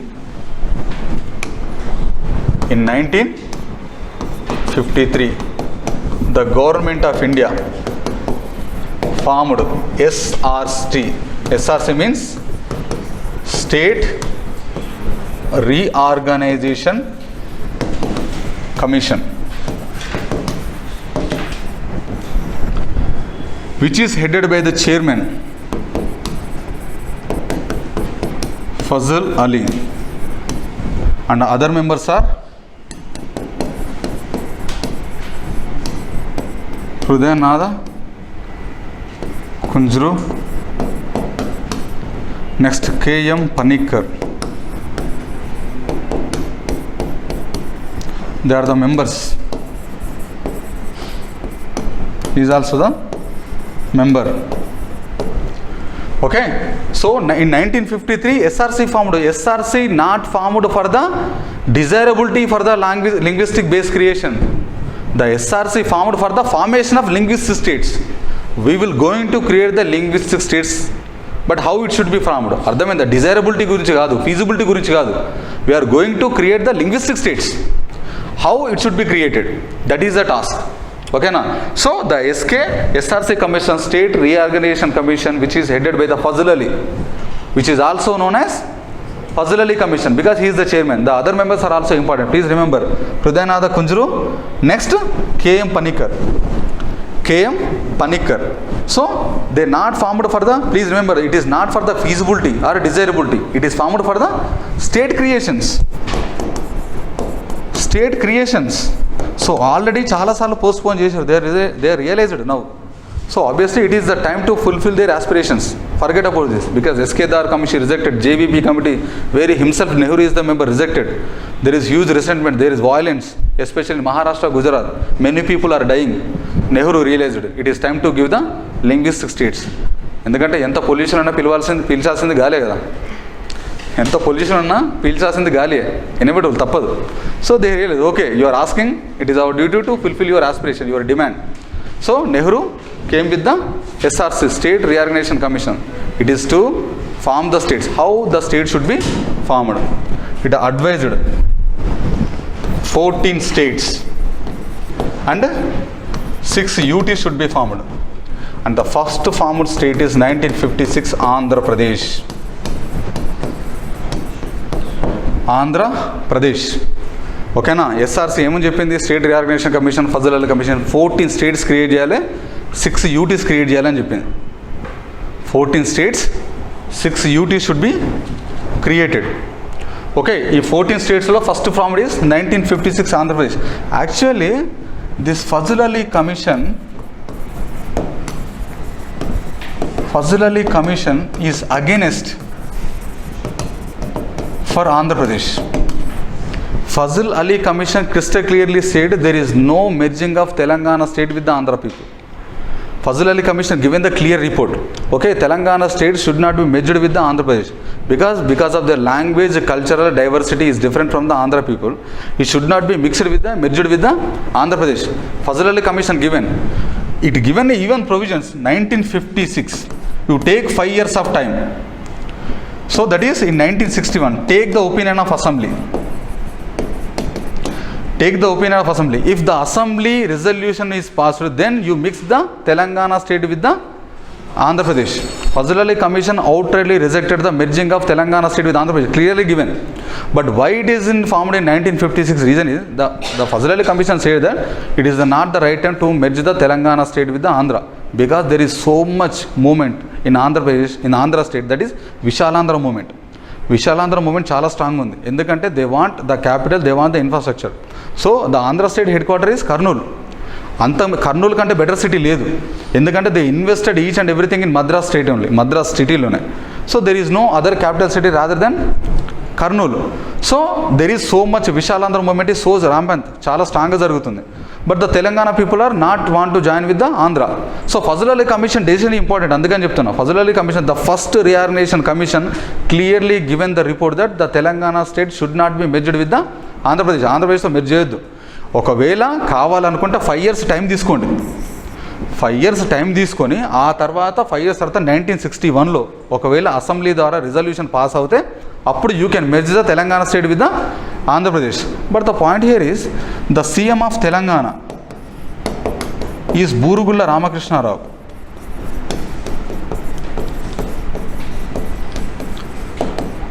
బూరుగుళ్ళ Ramakrishna Rao the CM of Telangana. 1956లో CM ఉన్నాడు.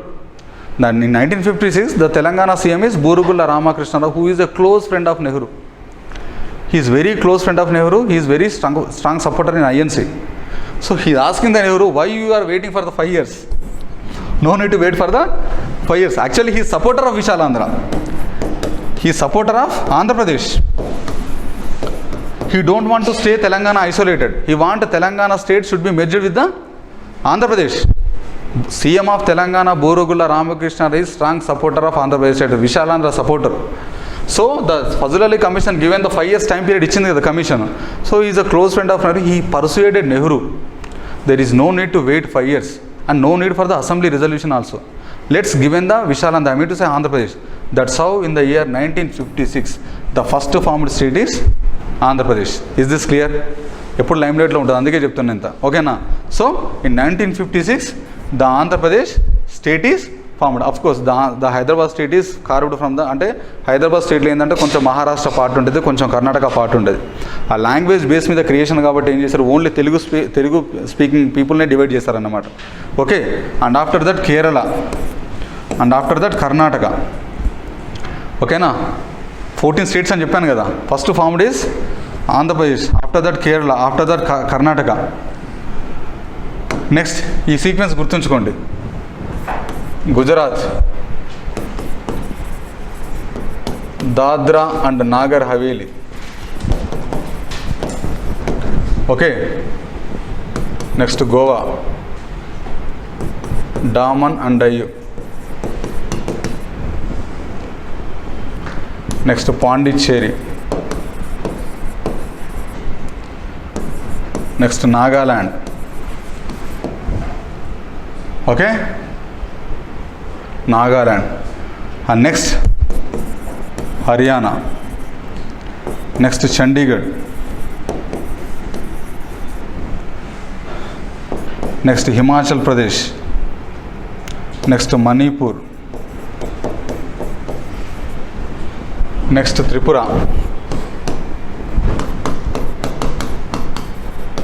Next Meghalaya. Tripura, Meghalaya. Next Sikkim, Mizoram, Arunachal Pradesh, Goa. Next ఈ sequence Chhattisgarh, Uttarakhand, next Jharkhand. As it is లక్ష్మీకాంత్లో ఉంటుంది. Sequence as it is ఉండాలి. ఇవన్నీ form అయింది 2000లో అయినా సరే అఫీషియల్ గజెట్లో ఫస్ట్ ఫామ్ అయింది ఏంటి, Chhattisgarh. They are all given in 2000. కానీ ఫస్ట్ ఫామ్ అయిన స్టేట్ ఏంది, Chhattisgarh from Madhya Pradesh, Uttarakhand from Uttar Pradesh, Jharkhand from Bihar. Linguistic base creation last year question వచ్చిందా, ఈజ్ నథింగ్ బట్ దిస్. ఓకేనా? So first is Gujarat, next Dadra Nagar Haveli, Goa, next Daman and Diu, next Pondicherry, Nagaland, Haryana. As it is sequence. Okay. Next Nagaland, Haryana, Chandigarh, Himachal Pradesh, Manipur. Next Tripura, Meghalaya, Sikkim, Mizoram, Arunachal Pradesh, Goa, Chhattisgarh, Uttarakhand, next Jharkhand. Initially Uttarakhand name is Uttaranchal, later renamed as Uttarakhand. ఓకేనా? First Chhattisgarh, ఆ తర్వాత UK, ఆ తర్వాత Jharkhand. Even though they are formed in the same year. Okay, Goa, Chhattisgarh, UK, Jharkhand. Okay, next in 2014 next ఇది కూడా రాయాలి 2019లో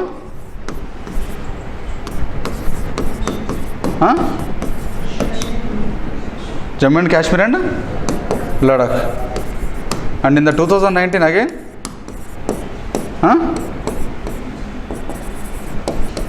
Dadra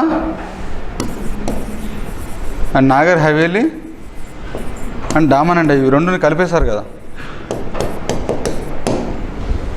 okay,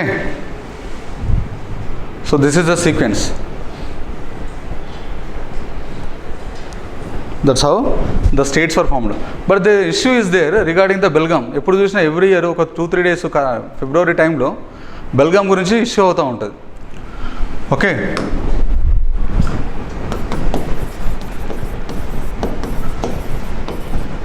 issue of Belgaum. The present name is Belagavi, located in Karnataka. ఎప్పుడు చూసినా కర్ణాటకలో బెల్గామ్ ఇష్యూ జరుగుతూ ఉంటుంది. Belgaum is located on the borders of Maharashtra and Karnataka, ఇక్కడ ఉంటుంది. సో టూ విషయాలు, the Belgaum people is actually speak Maharashtra Marathi. This Belgaum people are, their mother tongue is Marathi, and the revenue land records are actually located in Maharashtra. Okay, but the point here is they are located in Karnataka. To resolve this issue between the Maharashtra and Karnataka, in 1966 they formed Meherchand Mahajan committee. Meherchand Mahajan committee, who is the former CJ of Supreme Court. Mehr Chand Mahajan committee, ఇది ఎప్పుడు లైమ్లైట్లో ఉంటుంది. Okay, ఎందుకంటే Maharashtra claims over Belgaum and Karnataka claims over Belgaum. Okay, the present name of Belgaum is Belagavi, which is located in Karnataka. To resolve the issue in 1967 this was appointed by the centre appointed Mehr Chand Mahajan committee, who is the third chief justice of India, former Chief Justice of India, Meherchand Mahajan, former Chief Justice of India. It is given the claims of Maharashtra is rejected. The claims of Maharashtra rejected and Karnataka claims supported. Karnataka claims supported. Okay na? Okay, regarding the Belgaum issue, Meherchand Mahajan Commission, the Supreme Court Chief Justice of India, given yes, that is right. Even though they speak the Marathi language, even though their revenue records are present in Maharashtra, but still it is correct to place them under Karnataka only. Okay, yes, because of administrative language is, of course, for you language is convenience, for their people it is convenience for them. Belgaumలో ఇప్పుడు మహబూబ్నగర్ డిస్ట్రిక్ట్లో చాలామంది border డిస్ట్రిక్ట్లో వాళ్ళు ఎలా కర్ణాటక స్కూల్లో చదువుతూ ఉంటారు. There mother tongue Karnataka. Border స్టేట్లో ఉన్న వాళ్ళు కొంతమంది చిత్తూరులో కూడా బార్డర్ స్టేట్లో తమిళ్ చదువుతూ ఉంటారు. Even though they belongs to Telugu, it is for their convenience. Administration అంటేనే కన్వీనియన్స్ కదా. ఇప్పుడు బెల్గాంలో కూడా చాలామంది ఈ actually they speak their mother tongue is Maratha. They revenue lands are located in Maharashtra, but they are very comfortable with the Karnataka because of their relations, because of their comfortability, because of their properties, we don't know. Okay, so this is outrightly supported for the Karnataka claims only. Okay, next, issue of national language.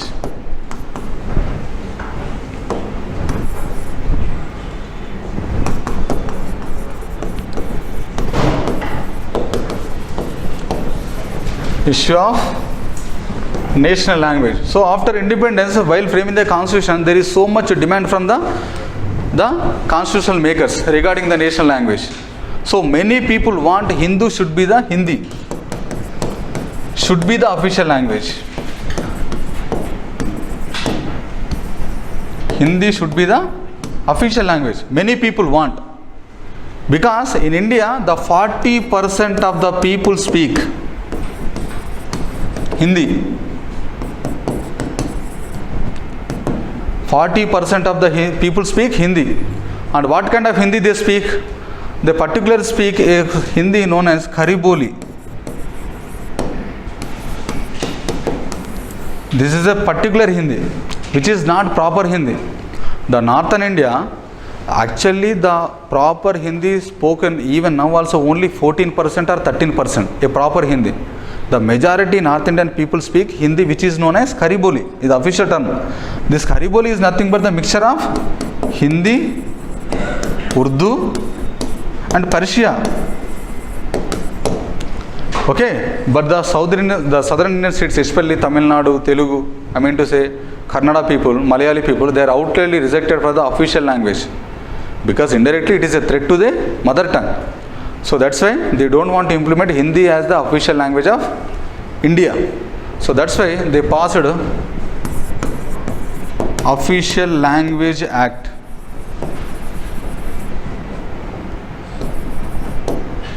Official Language Act. Official Language Act in the year 1963.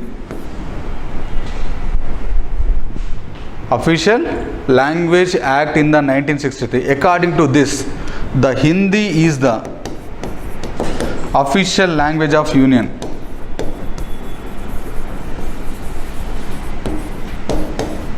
I repeat, official language of the Union. Okay, and English is the subsidiary official language. Subsidiary language of the Union. So Hindi is the official language of Union, not India. I repeat, India do not have official culture, official religion, official language. India do not have official religion, official culture, official language కూడా లేదు. హిందీ రాష్ట్రీయ భాష హే అని రాస్తుంటే తప్పు. India do not have official language. Hindi is the official. Article 343(1) clearly says. Article 343, what it says? Article 343(1) clearly says what it says. Hindi is the official language of Union. Hindi is the official language of the Union. Okay, so India do not have official culture, official religion. India is a secular country, that is non-religious country. No religion is the official religion, and India is the not having any official language. Hindi Rashtriya భాష కాదు. Hindi is the official language of the Union, only government language. Okay, next, English is the subsidiary official language, subsidiary language of India. So Official Language Commission comes under which ministry?